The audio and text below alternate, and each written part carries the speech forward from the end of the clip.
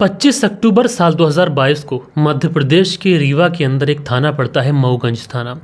और यहीं पर एक गांव होता है उमरी गांव। और इसी गांव में रोज़मर्रा की तरह एक व्यक्ति हमेशा जंगल से लकड़ियां काटने के लिए जाया करता था। जिस जगह पर वो लकड़ियां काटने के लिए जाता था उसी जगह पर 25 अक्टूबर साल 2022 को एक इंसानी कंकाल उसे दिखाई पड़ता है। लेकिन ये व्यक्ति उस कंकाल को देखने के बाद में इसलिए हैरान हो जाता है क्योंकि इसने इससे पहले इस जगह पर इस तरीके का कंकाल नहीं देखा था। अगर किसी व्यक्ति की डेड बॉडी वहाँ पर फेंकी गई होती तो उसको सड़ने में समय लगता, यानी कंकाल बनने में समय लगता। और ये व्यक्ति डेली बेस पर यहाँ पर आ रहा है तो ऐसे में यहाँ पर कंकाल मिल रहा है। और अगर डेड बॉडी यहाँ पर पहले से थी तो इस व्यक्ति को क्यों दिखाई नहीं पड़ी, यानी ये व्यक्ति समझ जाता है कि ये जो कंकाल है किसी ने हाल फिलहाल में ही यहाँ फेंका है। अब ये जो व्यक्ति था गांव के अंदर भागता है, गांव से जो एक भीड़ होती है वहाँ पर पहुँचती है और मऊ जो थाना है मऊगंज थाना, उस मऊगंज थाने में भी फ़ोन कर दिया जाता है। पुलिस भी साथ में फॉरेंसिक की टीम सारी जो है पहुँचती है। पहुँचने के बाद में उस डेड बॉडी को बहुत ही बारीकी से चेक किया जाता है, यानी जो कंकाल था। देखने से ही ऐसा लगता है कि शायद इस कंकाल को यहाँ पर लाकर फेंका गया है और इसकी हत्या कहीं और की गई है। लिहाजा पुलिस फॉरेंसिक टीम की मदद से उस पूरे घटनास्थल को बहुत ही बारीकी से चेक करती है एंड जो कंकाल था उसको फॉरेंसिक के लिए भेजती है। दोस्तों, जो कंकाल था फॉरेंसिक के लिए भेजा जाता है गांधी मेमोरियल हॉस्पिटल में। एंड उसके बाद में जो पुलिस वाले थे ये वेट करते रहते हैं क्योंकि पुलिस के सामने इस तरीके का जो केस था इस पूरे इलाके के अंदर शायद ही पहला केस था कि एक कंकाल इस तरीके से मिला हो और ये भी शनाख्त नहीं हो पा रही है कि ये महिला है या फिर पुरुष है। तो पोस्टमार्टम की रिपोर्ट में और फॉरेंसिक की रिपोर्ट में शायद इन चीज़ों का खुलासा हो जाए। 1 से 2 दिन का समय गुजरता है। फॉरेंसिक की जो रिपोर्ट होती है वो रिपोर्ट आ जाती है। रिपोर्ट में ये बहुत क्लियरली मेंशन था कि जो कंकाल है ये किसी व्यक्ति का यानी किसी पुरुष का कंकाल है और उसकी उम्र लगभग 35 से 38 वर्ष के आसपास रही होगी।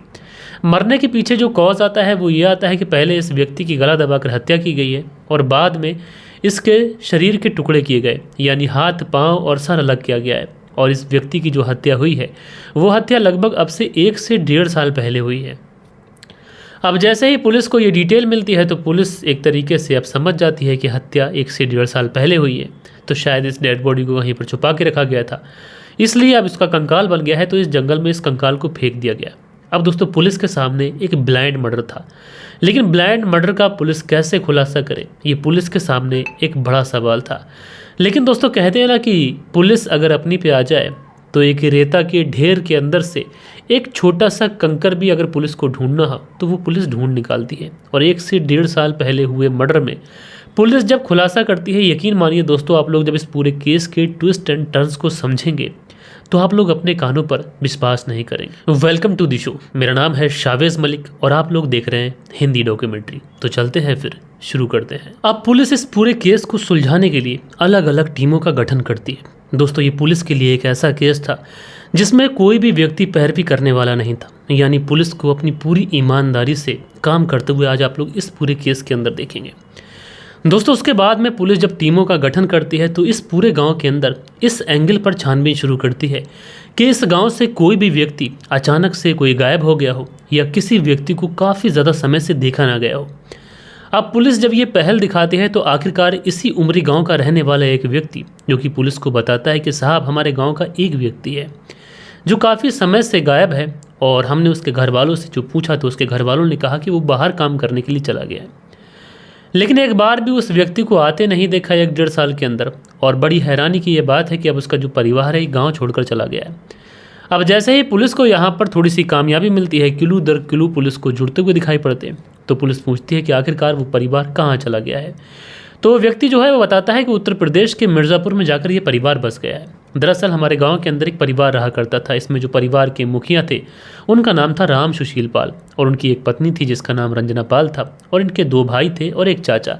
ये पूरी ही फैमिली यहीं पर रहा करती थी। लेकिन बड़ी हैरानी की बात यह है कि राम सुशील पाल के आने से ही पहले ये जो पूरा परिवार था ये अपनी सारी प्रॉपर्टी यहाँ से बेचता है और उसके बाद में उत्तर प्रदेश के मिर्ज़ापुर में जाकर बस जाता है। पुलिस को जब उस गांव के व्यक्ति के द्वारा ये बातें बताई जाती हैं तो पुलिस को लगता है कि इस पूरे केस के अंदर जो कि एक ब्लाइंड मर्डर है, 1 से 1.5 साल पुराना कंकाल है, और अगर इस केस के अंदर पुलिस की कोई मदद कर सकता है तो ये परिवार है राम सुशील पाल का परिवार। लिहाजा पुलिस की जो एक टीम होती है ये उत्तर प्रदेश के मिर्ज़ापुर पहुंचती है और पता करते करते ये राम सुशील पाल के घर पर पहुंच जाती है। पुलिस जब वहाँ पर जाने के बाद में दस्तक देती है और राम सुशील पाल के बारे में जब पता करती है तो वहाँ पर राम सुशील पाल तो पुलिस को नहीं मिलता है, लेकिन वहाँ पर राम सुशील पाल की पत्नी रंजना पाल पुलिस को मिल जाती है। लिहाजा पुलिस अब रंजना पाल से डायरेक्ट एक ही सवाल करती है, क्या तुम्हारे पति राम सुशील पाल कहाँ हैं?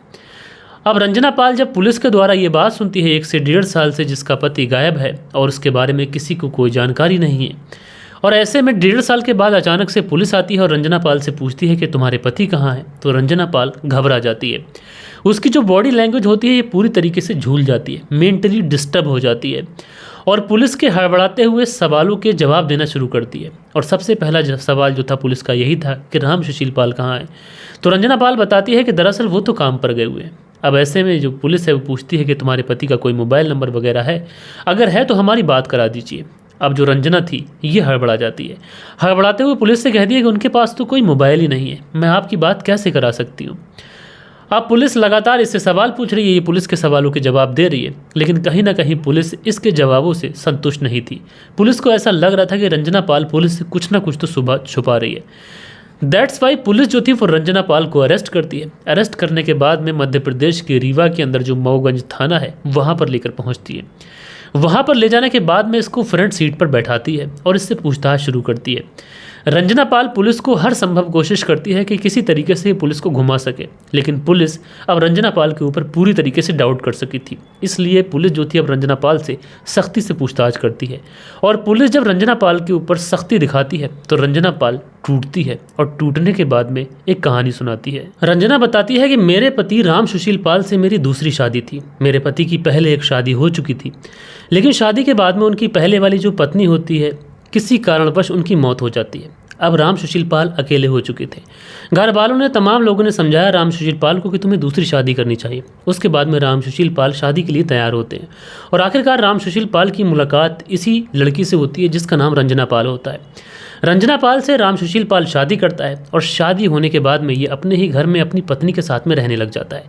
लेकिन ये जो पूरा परिवार था, ये ज्वाइंट परिवार था, तो पैसों के लिए, ज़रूरतों के लिए जो राम सुशील पाल था ये अक्सर काम करने के लिए बाहर जाया करता था। और इसी बीच में जो राम सुशील पाल का छोटा वाला भाई था गुलाब पाल, वो अक्सर इस घर पर रहा करता था अकेले के समय में। तो उसी समय वो अपनी भाभी से मजाक कर लिया करता था। जब भाभी से मजाक किया करता था तो इनकी जो मजाक होती है ये धीरे धीरे नाजायज़ ताल्लुकातों में बदल जाती है। अब आए दिन इन दोनों के बीच में शारीरिक संबंध बनने लगते हैं।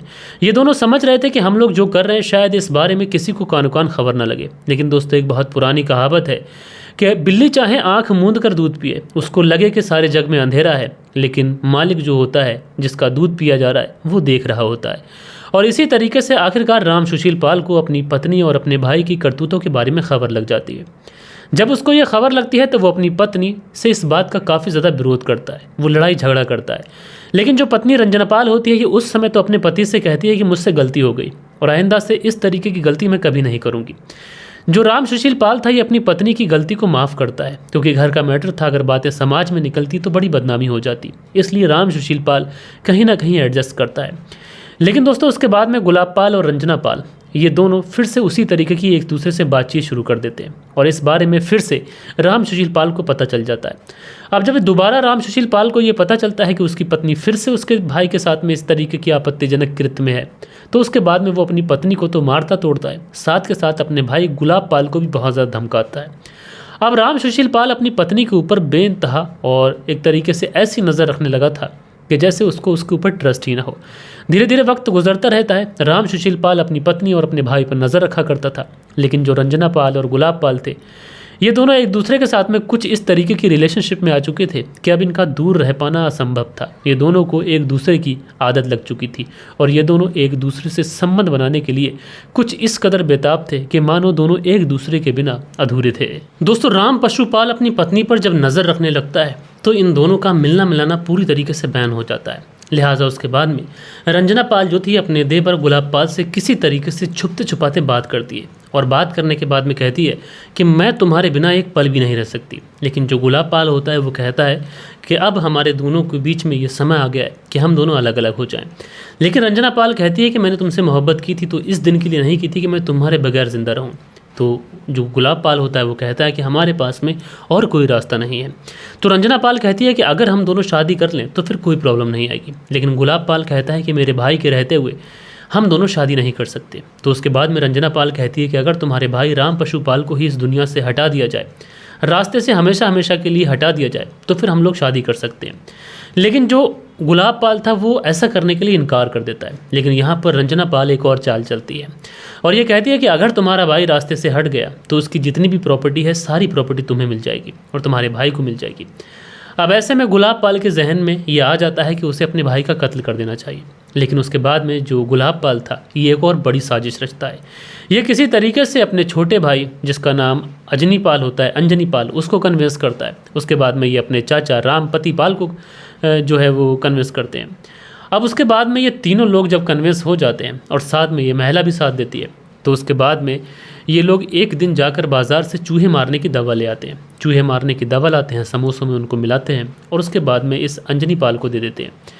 जो अंजनी पाल थी रंजना जो पाल थी, ये उस समोसों को उस राम शिशिपाल को खिला देती है। उसके बाद में जैसे ही वो रात को समोसे खाकर सोता है, रात को ही उसकी मौत हो जाती है। उसके बाद में लोगों को लगता है कि अब डेड बॉडी को ठिकाने लगाना चाहिए। डेड बॉडी को ठिकाने लगाने के लिए ये लोग सोचते हैं कि हमारे ही घर के अंदर जो बहुत सारा भूसा पड़ा हुआ है जानवरों को खिलाने के लिए, उसी भूसे के अंदर हम लोग इस डेड बॉडी को दफन कर देते हैं, किसी को कौन खबर नहीं चलेगी। लेकिन डेड बॉडी को वहाँ पर भूसे में दबाने से पहले ये लोग डेड बॉडी के 3 से 4 टुकड़े करते हैं, यानी सर को अलग करते हैं, हाथों को अलग करते हैं और पाँव को अलग करते हैं और उसके बाद में उसी भूसे के अंदर ये डेड बॉडी को दबा देते हैं।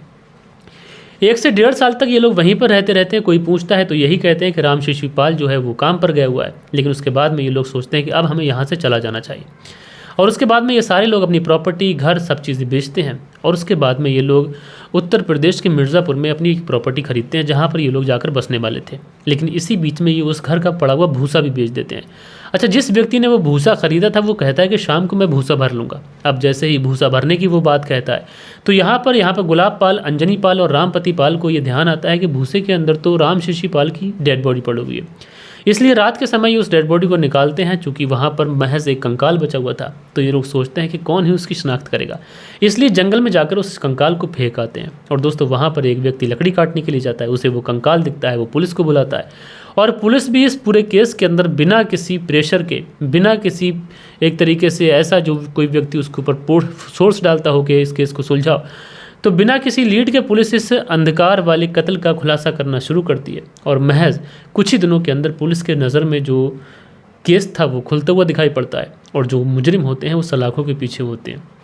बहरहाल दोस्तों, आप लोगों ने इस पूरे केस के अंदर देखा कि पुलिस अगर चाहे तो किसी भी केस को सुलझा सकती है, यानी क्राइम करने वाला व्यक्ति किसी भी हाल में पुलिस से बच नहीं सकता।